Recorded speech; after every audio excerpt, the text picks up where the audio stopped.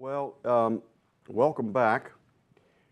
If you'll remember, the last time we were together, we looked at this slide, so I wanted to back up, get this, and then we're just quickly review what we talked about. The big issue, of course, when we're talking about ethics is what is the source of ethics? Is it something that comes from below or something that comes from above?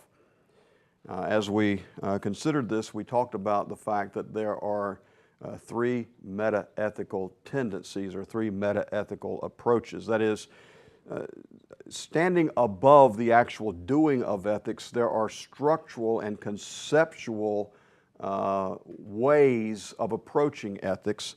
The one we spent some time on in our last gathering was the deontological approach. And we talked about three different deontological systems. Divine command theory, which embraces the notion of God's law. God says it, that settles it. And I pointed out that for many evangelicals, this is how ethics are constructed. God says it, and we just throw out the Bible verses, and that's the end of the discussion. We talked about natural law, which is embraced by many Roman Catholics. They do much more with that in their moral theology, but this is where they would begin. Natural law is that which is recognized by all peoples of all places and all times as appropriate or as objectionable. C.S. Lewis makes a great deal of use of this in his discussion in Mere Christianity.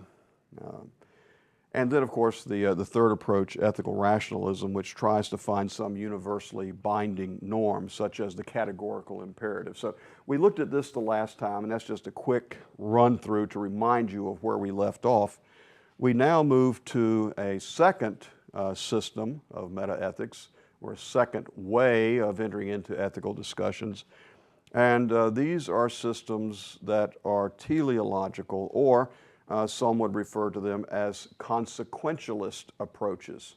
That is, they focus on the consequences. The teleological approach, according to Scott Ray, is based on the end result produced by an action. Whether an action is right or wrong depends on the consequences produced by that action.